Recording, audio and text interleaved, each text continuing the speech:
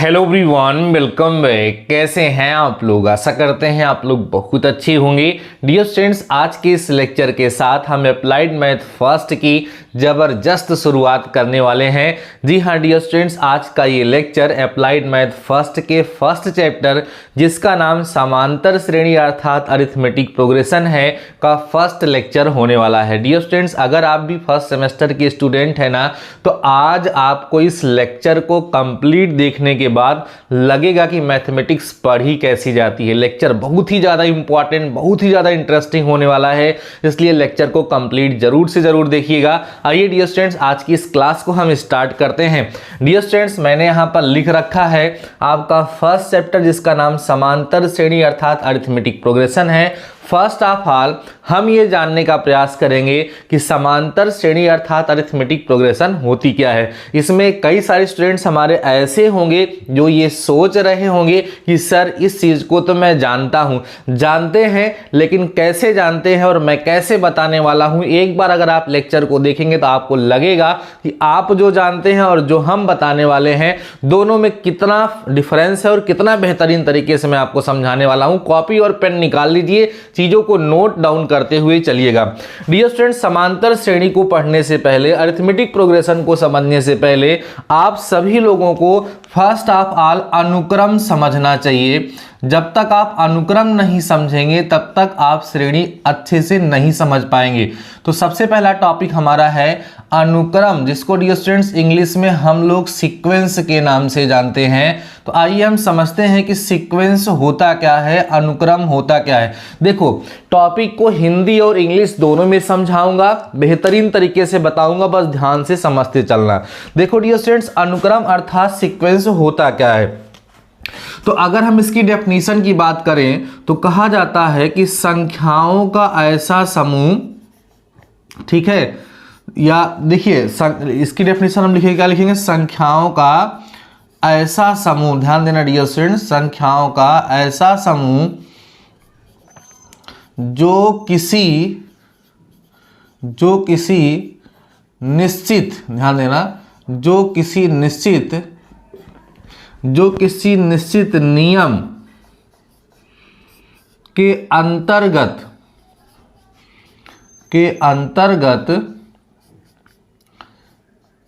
लिखे होते हैं अनुक्रम कहलाता है। ध्यान देना डियर स्टूडेंट्स, क्या कहलाता है, अनुक्रम कहलाता है। अब ध्यान से समझिएगा, मैं डेफिनेशन इसीलिए लिख रहा हूं जिससे आप भी डेफिनेशन लिखते सकें, बोर मत होइएगा, नोट्स बेहतर तरीके से बनाते चलिएगा। हमने लिखा संख्याओं का ऐसा समूह जो किसी निश्चित नियम के अंतर्गत लिखे होते हैं अनुक्रम कहलाता है। ठीक है, अगर हम इसी चीज को इंग्लिश में लिखना चाहें तो हम लिख सकते हैं लिस्ट ऑफ नंबर्स मीन्स संख्याओं का समूह, list of numbers which follows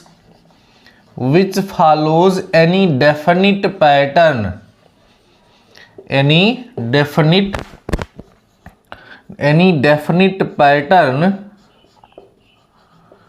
are called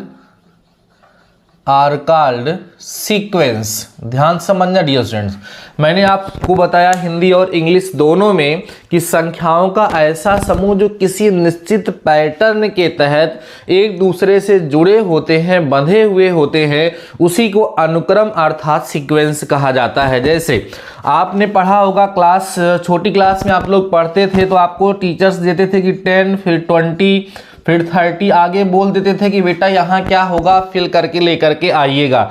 तो आप समझ जाते थे कि यहाँ 10 है, यहाँ 20 है, यहाँ 30 है, तो यहाँ 40 होगा। आप ऐसा कर लेते थे। क्यों कर लेते थे? क्योंकि यहाँ पर क्या पैटर्न चल रहा है ये चीज आप वहाँ पर ऑब्जर्व कर पाते थे। तो ये जो एक पैटर्न को फॉलो करते हुए नंबर्स का ग्रुप लिखा हुआ है, इसी को हम सीक्वेंस कहते हैं, इसी को हम अनुक्रम कहते हैं। कोई और एग्जांपल, जैसे यहाँ मैं 1 लिख दूं, यहाँ 4 लिख दूं, यहाँ 9 लिख दूं, यहाँ 16 लिख दूं और आपसे पूछूं कि भाई आगे क्या होगा, तो आप इस पैटर्न को अगर समझ पाएंगे तो आप बता देंगे कि सर आगे क्या होगा। यहाँ क्या हो रहा है, मैंने 1 का स्क्वायर लिखा है, यहाँ 2 का स्क्वायर लिखा है, यहाँ 3 का स्क्वायर लिखा है, यहाँ 4 का स्क्वायर लिखा हुआ है। तो यहाँ डियर स्टूडेंट्स क्या होगा, 5 का स्क्वायर, अर्थात यहाँ कितना फिल किया जाएगा, 25 फिल किया जाएगा। तो ये जो दो एग्जाम्पल मैंने आप सभी लोगों के सामने लिखा, ये जो दो एग्जाम्पल है किसके एग्जाम्पल है, अनुक्रम अर्थात सीक्वेंस के एग्जाम्पल है। आई होप आपको चीजें समझ में आ रही होंगी। और आगे समझिए, जैसे हो सकता है कोई ऐसा सीक्वेंस बनाए कि 1 का क्यूब कर दे तो 1 होगा, 2 का क्यूब कर दे तो यहाँ 8 होगा, 3 का क्यूब होगा तो 27 और यहाँ क्या आएगा डियर स्टूडेंट्स 64। आगे क्या होगा आपसे पूछा जाए तो आप बता देंगे कि सर यहाँ 125 होगा, क्योंकि यहाँ जो लिस्ट ऑफ नंबर्स हैं, संख्याओं का जो समूह आपको दिख रहा है वो किस पैटर्न को फॉलो कर रहा है ये आपको समझ में आ रहा होगा। ऐसे बहुत सारे पैटर्न डियर स्टूडेंट्स बनाए जा सकते हैं, कभी प्लस करके, कभी माइनस करके, कभी मल्टीप्लाई करके, कभी डिवाइड करके, कभी स्क्वायर करके, कभी क्यूब करके, कभी क्यूब करके 1 ऐड कर देना, कभी स्क्वायर करके 1 ऐड कर देना। इस तरीके से आपको ये चीज़ तो समझ में आ रही होगी कि सीक्वेंस बहुत तरह की बनाई जा सकती हैं। तो आई होप आपको ये समझ में आ गया होगा डियर स्टूडेंट्स सीक्वेंस होता क्या है। एक एग्जाम्पल और लेकर के दिखाता हूँ। जैसे यहाँ 0 लिख दूँ डियर स्टूडेंट्स, यहाँ 7 लिख दूँ और यहाँ जो है 26 लिख दूं और आपसे पूछूं यहाँ क्या होगा, तो आप अगर इस पैटर्न को समझ पा रहे होंगे तो बता देंगे कि सर यहाँ पर आपने 1 का क्यूब -1 किया है, यहाँ 2 का क्यूब -1 किया है, यहाँ 3 का क्यूब -1 किया है, यहाँ जब 4 का क्यूब -1 करेंगे तो यहाँ पर आपको क्या फिल करना होगा सर, 63 फिल करना होगा। तो ये जो भी एग्जाम्पल मैंने आप सभी लोगों के सामने लिखा, ये सारे के सारे एग्जाम्पल किसके थे, अनुक्रम के थे अर्थात सीक्वेंस के थे। हाँ, आपके माइंड में एक बात आ सकती है कि सर चैप्टर का नाम समांतर श्रेणी है और आप कहाँ चले जा रहे हैं। देखो डियर स्टूडेंट्स, केवल बुक नहीं, आपको बहुत ही अच्छे से समझाऊंगा जिससे समांतर श्रेणी का कोई भी क्वेश्चन आपके एग्जाम में आएगा ना, आप चुटकियों में सॉल्व करेंगे, इसमें कोई समस्या नहीं होगी। बस जैसे बता रहा हूं वैसे समझते चलो, लिखते चलो। इसलिए मैं सब कुछ अच्छे से पढ़ाते हुए, नोट्स बनाते हुए चल रहा हूं, तो आप इस तरीके से पढ़ेंगे तो बेहतर होगा। ये आप समझ गए होंगे कि अनुक्रम होता क्या है। अब आपसे कोई पूछे कि सर अनुक्रम कितने प्रकार का होता है तो क्या बताएंगे, आप बोलेंगे कि अनुक्रम तो बहुत तरह के हो सकते हैं सर, डिफरेंट टाइप्स ऑफ अनुक्रम हो सकते हैं, क्योंकि किसी में प्लस होगा, किसी में माइनस होगा, किसी में मल्टीप्लाई होगा, किसी ऐसे बहुत सारे पैटर्न बनाए जा सकते हैं। ठीक है ना, तो अनुक्रम आपको समझ में आ गया होगा। अब छोटी छोटी बातें आपको ध्यान देना है। जैसे डियर स्टूडेंट्स, इस अनुक्रम की बात अगर हम करें, इस सीक्वेंस की बात हम करें, तो ये सीक्वेंस यहां से स्टार्ट हो रहा है। कोई सीक्वेंस जहां से स्टार्ट होता है उसको हम सीक्वेंस का प्रथम पद बोलते हैं। ध्यान देना, प्रथम पद, जिसको हम इंग्लिश में डियर स्टूडेंट्स फर्स्ट टर्म के नाम से जानते हैं। ओके, और इसके अंदर ये जैसे 20 है, 30 है, 40 है, ये सब इस अनुक्रम के पद कहे जाते हैं, टर्म्स ऑफ दिस सीक्वेंस कहे जाते हैं। इतनी बात सबको समझ में आ गई होगी कि सीक्वेंस क्या होता है, सीक्वेंस का फर्स्ट टर्म क्या होता है, सीक्वेंस के टर्म्स क्या होते हैं, पूरी तरीके से आपको समझ में आ गया होगा। अब हम चलते हैं अपने अगले टॉपिक की तरफ, वो है डियर स्टूडेंट्स अनुक्रम का यनवा पद। ध्यान देना, अनुक्रम का यनवा पद। ठीक है, ध्यान देते हैं कि अनुक्रम के यनवे पद का मतलब क्या होता है। जो चीजें आप सभी लोगों को मैं पढ़ाते हुए चल रहा हूं ना, उसको आप नोट करते हुए चलेंगे तो ज्यादा बेहतर होगा। मैं इसको जरा इरेज करता हूं, फिर आगे बढ़ाता हूं, क्योंकि उधर आपको हो सकता है सही से ना दिखे। नहीं तो चलने दो। अनुक्रम का यनवा पद क्या होता है अभी मैं आपको बताने वाला हूं। Nth term of sequence, sequence का यनवा पद क्या होता है। देखो डियर स्टूडेंट्स, यनवा पद का मतलब होता है कि यन के फॉर्म में एक ऐसा एक्सप्रेशन जिसमें अगर यन की प्लेस पे हम 1 पुट करें तो उस सीक्वेंस का हमें फर्स्ट टर्म मिल जाए, 2 पुट करें तो उसका सेकेंड टर्म मिल जाए, 3 पुट करें तो उसका हमें थर्ड टर्म मिल जाए, 4 पुट करें तो हमें उसका 4th टर्म मिल जाए। देखिए कैसे, जैसे ये हमारे सामने लिखा है, तो अगर इसका हम सीक्वेंस का nth टर्म लिखना चाहें तो हमें 10n लिखना पड़ेगा। अब यहाँ एक नोटेशन यूज हुआ है tn, इस tn को डियर स्टूडेंट्स हम लोग nth टर्म पढ़ेंगे और हिंदी में इसे हम यनवा पद बोलेंगे। nth टर्म और हिंदी में क्या बोलेंगे? यनवा पद बोलेंगे। अब देखो हुआ क्या, जब मैंने इस सीक्वेंस का nth टर्म 10n ले लिया, तो अब अगर हम इस सीक्वेंस का फर्स्ट टर्म पता करना चाहें तो अगर इसमें हम n के प्लेस पे 1 पुट करेंगे तो 10 इंटू 1, जरा देखो हमें 10 मिल जाएगा। अगर हम इस n के प्लेस पे 2 पुट करेंगे तो हमें 20 मिल जाएगा। अगर हम 3 पुट करेंगे तो हमें डियर स्टूडेंट्स क्या मिल जाएगा? 30 मिल जाएगा। आप देख पा रहे होंगे कि ये सीक्वेंस हमें प्रॉपर तरीके से मिलती हुई चली जा रही है जब इसमें हम n की वैल्यू 1 2 3 इस तरीके से पुट करते हुए जा रहे हैं। तो इस तरीके से इस सीक्वेंस का जो nth टर्म होगा डियर स्टूडेंट्स वो कौन होगा? tn is equal to 10n होगा। उसी तरीके से हम इसका भी nth टर्म लिख सकते हैं, इसका भी nth टर्म लिख सकते हैं और इसका भी nth टर्म लिख सकते हैं। कैसे? ध्यान से समझिए और समझते चलिए डियर स्टूडेंट्स। एकदम लेक्चर इंटरेस्टिंग आप सभी लोगों को लग रहा होगा। आई होप इस तरीके से आप सभी लोगों ने नहीं पढ़ा होगा। कंप्लीट लेक्चर जब आप देख लीजिएगा तब प्यारा सा कमेंट सेक्शन में कमेंट करके बताइएगा कि मैं आपको पढ़ा पाया, समझा पाया या नहीं समझा पाया। और यार अगर अभी तक लेक्चर को लाइक नहीं किए हो तो लाइक कर दो और एक बार अपने दोस्तों के साथ आपके कॉलेज के जो ग्रुप्स हैं उसमें एक बार शेयर कर दीजिए, जिससे ज़्यादा से ज़्यादा स्टूडेंट्स तक ये लेक्चर पहुंच सके और मैं ज़्यादा से ज़्यादा बच्चों की हेल्प कर सकूं। क्योंकि आप देख पा रहे हैं कि मैं आप सभी लोगों को फ्री ऑफ कॉस्ट सारे कंटेंट प्रोवाइड करा रहा हूँ, कहीं किसी प्रकार का कोई चार्ज नहीं है, तो इसका ज़्यादा से ज़्यादा बच्चे लाभ उठा सके। अब ये जो हमारा दूसरा सीक्वेंस है, अगर हम इसका nth टर्म लिखना चाहें तो इसका nth टर्म डियर स्टूडेंट्स क्या होगा? n स्क्वायर होगा। कैसे? जरा समझिए। अगर हमें फर्स्ट टर्म पता करना होगा तो n के प्लेस पे हम 1 पुट करेंगे, देखिए हमें 1 मिल जाएगा। अगर हमें इसका सेकेंड टर्म पता करना होगा तो यहाँ n के प्लेस पे 2 पुट करेंगे, देखिए हमें सेकेंड टर्म मिल जाएगा। अब अगर हमें इसका थर्ड टर्म पता होगा तो यहाँ 3 पुट करेंगे, देखो हमें थर्ड टर्म मिल जाएगा। इस तरीके से आप देख पा रहे होंगे कि जो रिस्पेक्टेड सीक्वेंस है वो हमें मिलता हुआ चला आ रहा है। तो इसलिए ये जो सीक्वेंस डियर स्टूडेंट्स हमारे सामने है, इस सीक्वेंस का ये क्या होगा? nth टर्म होगा, अर्थात यनवा पद होगा। ठीक है, आई होप आपको धीरे धीरे समझ में आ रहा होगा कि nth टर्म का मतलब क्या होता है। अब हम इसका nth टर्म अगर लिखना चाहें तो क्या लिखें dear students? tn is equal to हमें लिखना होगा n cube. tn equal to क्या लिखना होगा? n क्यूब लिखना होगा। क्योंकि जरा देखिए आप, अगर हम इसमें वैल्यू पुट करें, फर्स्ट 1 पुट करेंगे तो 1 का क्यूब मीन्स आप देखिए 1 आपको मिल जाएगा। ऐसे ही अगर हम यहाँ 2 पुट करेंगे तो 2 का क्यूब आप देखेंगे तो आपको 8 मिल जाएगा।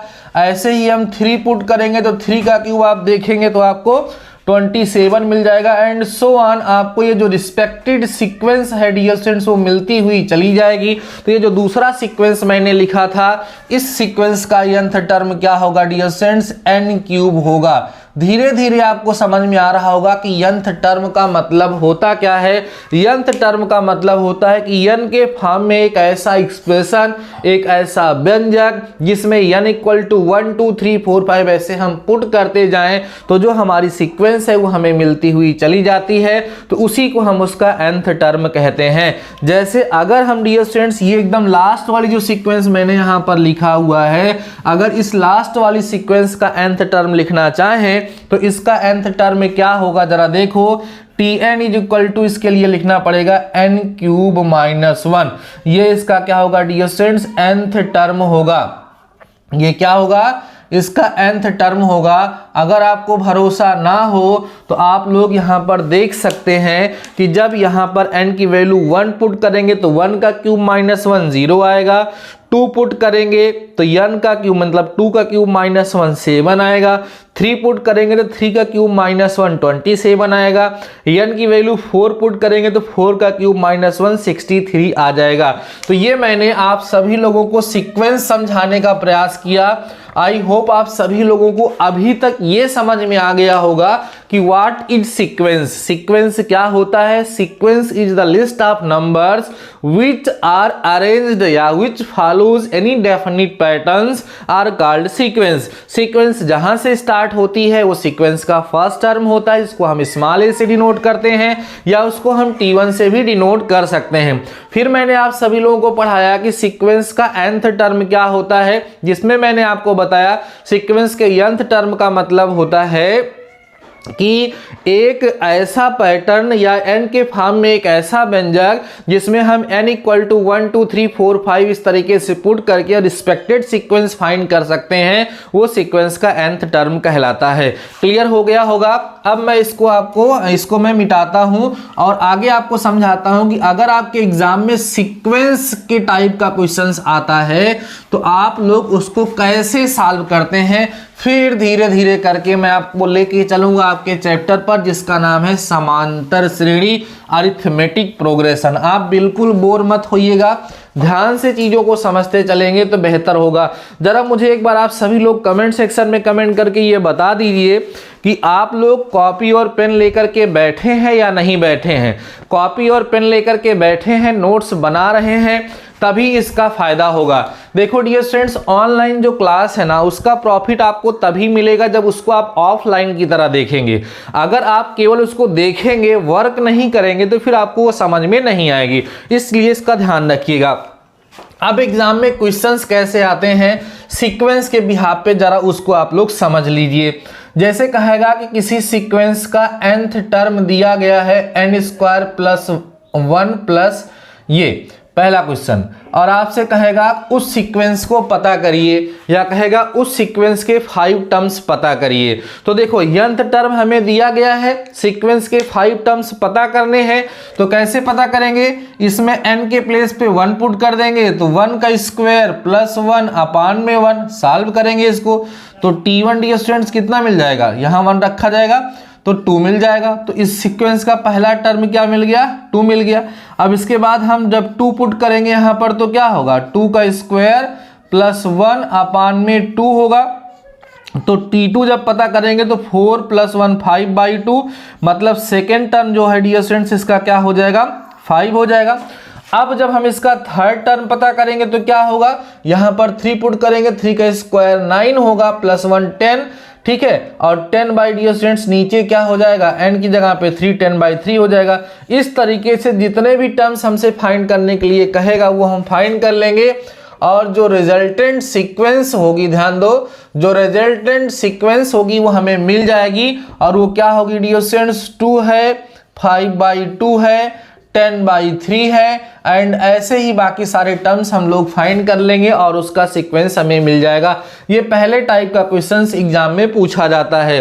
दूसरे टाइप का क्वेश्चन जो होता है, सेकेंड टाइप का जो क्वेश्चन होता है डियर स्टूडेंट्स, उसमें कहता है कि किसी सीक्वेंस का nth टर्म n² माइनस 1 अपान n प्लस 1 ऐसे दे दिया गया और आपसे कहता है कि इसका कोई टर्म पता करो। जैसे कह देगा कि T3 फाइंड करो, बोलेगा फाइंड T3 और T5, मतलब सारे टर्म्स निकालने की बात नहीं करेगा, केवल 2 टर्म्स आप लोगों से पूछेगा तो केवल आपको उन 2 टर्म्स को बताना होगा। तो आइए देखते हैं कैसे करेंगे। T3 जब हमें पता करना होगा तो यहाँ डियर स्टूडेंट्स 3 का स्क्वायर माइनस 1 अपान 3 प्लस 1 हो जाएगा। सॉल्व करेंगे आप तो 3 का स्क्वायर 9 माइनस 1 8 आएगा, 8 अपान 4 आएगा। तो T3 की जो वैल्यू होगी डियर स्टूडेंट्स वो कितनी आ जाएगी, 2। इस तरीके से इसका थर्ड टर्म मिल जाएगा। ऐसे ही आपसे इसने क्या कहा है कि इसका 5 टर्म भी पता करिए, तो यहाँ वैल्यू पुट कर देंगे, 5 का स्क्वायर माइनस 1 अपान 5 प्लस 1, तो T5 करेंगे तो 25 माइनस 1 24 हो जाएगा और बटे में 6, तो T5 डियर स्टूडेंट जो है वो कितना आ जाएगा, 4 आ जाएगा। तो कभी कभी पूरी सीक्वेंस फाइंड करने के लिए कहता है और कभी कभी सीक्वेंस का कोई पर्टिकुलर टर्म फाइंड करने के लिए कहता है। तो आई होप आप सभी लोग उसको कर पाएंगे, समझ पाएंगे। तो अभी तक मैंने आप सभी लोगों को सीक्वेंस को अच्छे तरीके से समझा दिया और बता दिया सीक्वेंस क्या होता है और सीक्वेंस के बिहाफ पर किस तरह से क्वेश्चंस आपके एग्जाम में पूछे जाते हैं। अब आइए धीरे धीरे करके हम अपने टॉपिक पर पहुंचते हैं और उसको हम लोग समझने का प्रयास करते हैं। अनुक्रम क्या होता है समझ गए। अनुक्रम का यनवा पद अर्थात यंथ टर्म क्या होता है ये आप लोग समझ गए। अब हम लोग समझेंगे कि श्रेणी क्या होती है। श्रेणी क्या होती है जरा इसको समझिए डियर स्टूडेंट। श्रेणी, ठीक है, श्रेणी जो होती है जिसको हम लोग सीरीज कहते हैं या यहां पर हम इसी को प्रोग्रेशन भी कह सकते हैं। सीरीज या इसको हम क्या कह सकते हैं, प्रोग्रेशन कह सकते हैं। तो श्रेणी क्या होती है, क्योंकि हमारा चैप्टर जो है डियर स्टूडेंट्स वो समांतर श्रेणी है। समांतर श्रेणी को समझने से पहले ये जरूरी था कि अनुक्रम क्या है ये आप सभी लोग समझ लें, इसलिए मैंने पहले आपको अनुक्रम के बारे में बताया। अभी श्रेणी क्या होती है जरा समझ लीजिए डियर स्टूडेंट्स। जैसे 2 है, 4 है, 6 है, 8 है, 10 है ना, एंड डॉट डॉट डॉट। या अभी हमने एग्जाम्पल लिखा था 1, यहाँ 4 लिखा था, उसके बाद यहाँ 9 लिखा था, फिर 16 लिखा था, यहाँ 25 लिखा था। ये भी एक सीक्वेंस है। तो डियर फ्रेंड्स अगर इन सीक्वेंस के टर्म्स के बीच में प्लस का साइन लगा दिया जाए या माइनस का साइन लगा दिया जाए, अल्टरनेट में कोई भी लगा दिया जाए, प्लस माइनस प्लस या माइनस लगा दिया जाए, तो उस सिचुएशन में जो हमें मिलता है उसे हम श्रेणी कहते हैं। तो आपको समझ में आ गया होगा कि यदि अनुक्रम के पदों के मध्य प्लस या माइनस, पॉजिटिव या निगेटिव का साइन लगा दिया जाता है तो उसे हम लोग क्या कहते हैं, श्रेणी कहते हैं, सीरीज कहते हैं। समझ में आ गई होगी बातें। आप डेफिनेशन भी लिख लेंगे। व्हेन वी पुट पॉजिटिव और नेगेटिव साइन या प्लस और minus between the terms of any sequence then it will be series. ये क्या हो जाएगी, सीरीज हो जाएगी, श्रेणी हो जाएगी। डेफिनेशन में बोल दिया हूं, आप लोग लिख लेंगे, ठीक है। जैसे अभी इसके पहले प्लस या माइनस इसके बीच में नहीं लगा था तो ये सीक्वेंस थी, अभी ये क्या हो गई, सीरीज हो गई। जब प्लस या माइनस नहीं लगा था तो ये क्या थी, सीक्वेंस थी, अब ये क्या हो गई, सीरीज हो गई। अब एक क्वेश्चन आप सभी लोगों से पूछना चाहूंगा कि अभी जब मैंने आपको अनुक्रम अर्थात सीक्वेंस पढ़ाना स्टार्ट किया तो मैंने वहां पर आप लोगों के साथ ये डिस्कस किया कि भाई सीक्वेंस कितने तरह का हो सकता है। तो आपने देखा कि सीक्वेंस उन पैटर्न के हिसाब से, जिन पैटर्न को फॉलो करते हुए उन सीक्वेंस को बनाया जा रहा है उसके हिसाब से सीक्वेंस बहुत तरह के हो सकते हैं। भाई कहीं सीक्वेंस प्लस करने पर बन रहा है, कहीं सीक्वेंस माइनस करने पर बन रहा है, कहीं स्क्वायर करने पे बन रहा है, कहीं क्यूब करने पे बन रहा है। तो कितने तरह की सीक्वेंस हो सकती हैं। तो आप कहोगे sir there will be infinite types of sequence. Sequence infinite types की हो सकती हैं। तो उसी तरीके से बताइए हमें, जो ये हमारी सीरीज है ये किससे बनी हुई है, ये सीरीज हमारी सीक्वेंस से ही तो बन रही है। और जब ये सीरीज हमारी सीक्वेंस से ही बन रही है तो इसका मतलब सीरीज भी क्या होगी, बहुत तरह की होगी। बहुत तरह की क्यों होगी, इन टर्म्स के बीच में जो रिलेशन होगा ये एक दूसरे से जिस तरीके से रिलेटेड होंगे उसी हिसाब से डियर स्टूडेंट्स इनका अलग अलग नाम पड़ जाएगा।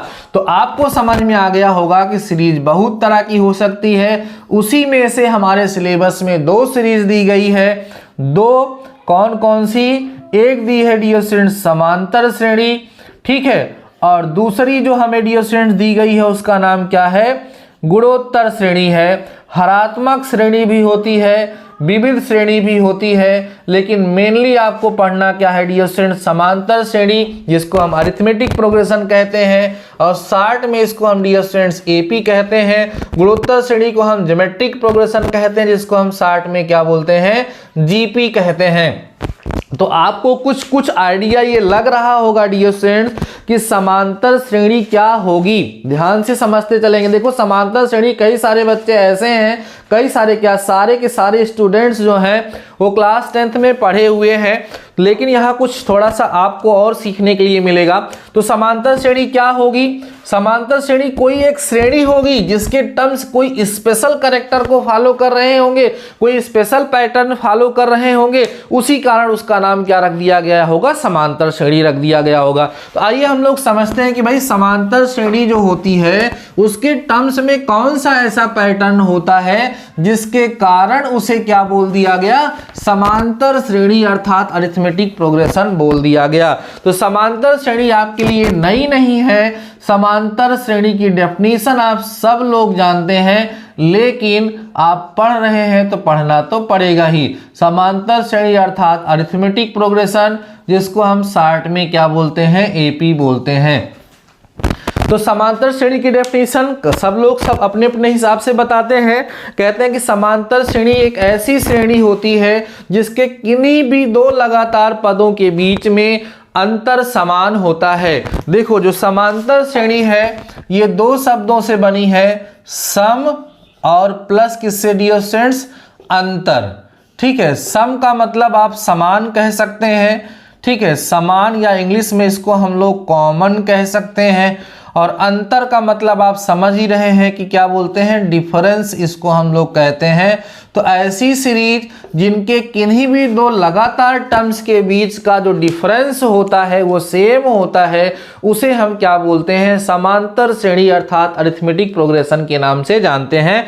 जैसे छोटा सा एग्जांपल लिखते हैं, 2, 4, 6, 8, 10। अब इन दोनों के बीच का डिफरेंस कितना है डियर स्टूडेंट्स, 2। इन दोनों के बीच का डिफरेंस कितना है, 2। इन दोनों के बीच का डिफरेंस 2। इन दोनों के बीच का डिफरेंस कितना, 2। तो सब जगह डिफरेंस क्या है, सेम है, डिफरेंस सेम है, इसीलिए इसको हम क्या बोलेंगे, समान अंतर वाली श्रेणी अर्थात समांतर श्रेणी। और ये जो सेम डिफरेंस आता है, इस सेम डिफरेंस को हम क्या कहते हैं, सार्व अंतर बोलते हैं, या इसको हम डियर स्टूडेंट्स इंग्लिश में क्या बोलते हैं, कॉमन डिफरेंस के नाम से जानते हैं, जिसको हम लोग स्मॉल डी से डियर स्टूडेंट्स क्या करते हैं, रिप्रेजेंट करते हैं। ये होती है समांतर श्रेणी। और कोई एग्जांपल लिख सकते हैं, 10, 20, 30, 40, ये भी आपके सामने जो लिखी है वो क्या है, एक समांतर श्रेणी है डियर स्टूडेंट्स, एक अरिथमेटिक प्रोग्रेशन है, क्योंकि इसके भी टर्म्स के बीच का जो डिफरेंस है वो डिफरेंस क्या है, सेम है, 10, 10 का डिफरेंस है, 10, 10 का डिफरेंस है, इसलिए क्या है, समांतर श्रेणी है। समांतर श्रेणी जहां से शुरू होती है उसे समांतर श्रेणी का हम प्रथम पद कहते हैं, जिसको स्मॉल ए से डिनोट करते हैं। इन टर्म्स के बीच का जो डिफरेंस होता है उस डिफरेंस को डियर स्टूडेंट्स हम क्या कहते हैं, सार्व अनुपात कहते हैं, इंग्लिश में कॉमन डिफरेंस कहते हैं, जिसे हम स्मॉल डी से क्या करते हैं, डिनोट करते हैं। तो अभी आप सभी लोगों को यह समझ में आ गया होगा कि समांतर श्रेणी क्या होती है। समांतर श्रेणी की डेफिनेशन कुछ लोग ऐसे भी बताते हैं कि समांतर श्रेणी एक ऐसी श्रेणी होती है जिसके किसी भी टर्म में से उसके पहले वाला टर्म माइनस करने पर हमेशा सदैव एक फिक्स डिफरेंस प्राप्त होता है, उसी को हम समांतर श्रेणी कहते हैं। कहने का मतलब ये है कि जैसे अगर हम किसी श्रेणी के टर्म्स लिखे गए हों, T1, T2, T3, T4, T5, T6 and so on, ठीक है, तो हम कह सकते हैं इफ एबव, ध्यान देना, if above are in AP, अगर ये कहाँ है डियर स्टूडेंट्स, एपी में है, देन होगा क्या,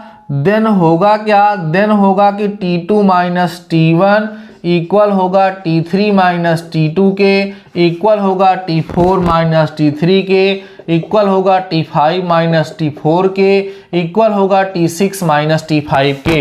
अर्थात किसी भी टर्म से उसके पहले वाला टर्म अगर माइनस करने पर हमेशा डिफरेंस सेम मिल रहा है और ये एक फिक्स नंबर डी के बराबर मिल रहा है, तो ये जो आपके सामने लिखा हुआ है इसे हम क्या बोलेंगे, एपी बोलेंगे, अर्थात अरिथमेटिक प्रोग्रेशन बोलेंगे। और ये जो डिफरेंस इनके बीच में मिलेगा, अभी मैंने आपको बताया, इनको हम कॉमन डिफरेंस अर्थात सार्वंतर के नाम से जानेंगे। अब हम लोगों के पास बहुत सारी सीक्वेंस मिलेगी, -2, -7, -8, -10। अब आपसे कह दिया जाएगा चेक करो भैया ये समांतर श्रेणी है कि नहीं है, तो देखो इसके बीच में कितना कितने का अंतर है, -5 किया गया है। इसके बीच में कितने का अंतर है, -1 किया गया है। यहाँ कितने का, -2 का अंतर यहाँ पर आपको देखने के लिए मिल रहा है। तो आप देख पा रहे होंगे डियर स्टूडेंट्स कि यहाँ पर अंतर जो है वो समान नहीं है, और अंतर समान नहीं है तो ये समांतर श्रेणी नहीं है। अब इस समांतर श्रेणी के कंसेप्ट का यूज करके हुए अक्सर एग्जाम में एक छोटा सा क्वेश्चन पूछ लिया जाता है। देखिए ध्यान से, कहते हैं कि अगर 2 है और k+1, 6 आर इन AP, कहा जाएगा कि अगर ये समांतर श्रेणी में है तो k की वैल्यू पता करिए। तो कैसे पता करेंगे, ये हमारा फर्स्ट टर्म है, ये सेकेंड टर्म है, ये थर्ड टर्म है। अगर ये AP में है तो T2 - T1 जो है डियर स्टूडेंट्स वो T3 - T2 के क्या होना चाहिए, बराबर होना चाहिए। तो T2 का मतलब कितना हुआ, k+1 - T1 का मतलब 2 हुआ, और T3 का मतलब 6 हुआ, और यहाँ पर डियर स्टूडेंट्स माइनस में T2 तो -k -1 हो जाएगा। अब इसको जरा सॉल्व करिए, यहाँ k -1 आएगा, और इसको सॉल्व करेंगे तो -k, और यहाँ प्लस में डियर स्टूडेंट्स 5 बचेगा। k को जरा इधर लेके चले आइए, इधर जब लेकर के आएंगे तो कितना मिलेगा जरा आप देख लीजिए, इधर 2k हो जाएगा डियर स्टूडेंट्स, और इधर कितना मिल जाएगा आपको, देखिए इधर आपको मिल जाएगा 6। मुझे लग रहा है कुछ गड़बड़ हो रहा है क्या, T2 - T1 k+1 और माइनस में हमने 2 करना था ना, हमने 2 किया, ठीक है। और यहाँ पे T3 का मतलब 6 -k -1, सही है। चलिए ठीक है, सॉल्व करते हैं। तो 2k = कितना हो जाएगा डियर स्टूडेंट्स, 6 हो जाएगा। तो k = आपको 3 मिलेगा, है ना। तो अब यहाँ पर 2, अब यहाँ पे जब k की वैल्यू लाके 3 रखेंगे तो आपको क्या मिल जाएगा, देखो 2 मिलेगा, 4 मिलेगा और 6 मिलेगा। देखो ये अरिथमेटिक प्रोग्रेशन बन गई कि नहीं बन गई। तो k की किस वैल्यू के लिए डियर स्टूडेंट्स ये अरिथमेटिक प्रोग्रेशन बनाएगा, k की वैल्यू कितनी आएगी, k की वैल्यू 3 आएगी। तो ये एक छोटा सा प्यारा सा क्वेश्चन इस तरीके का 1 नंबर में कभी कभी आपके एग्जाम में पूछ लिया जाता है। तो आई होप आप सभी लोगों को ये चीज समझ में आ गई होगी।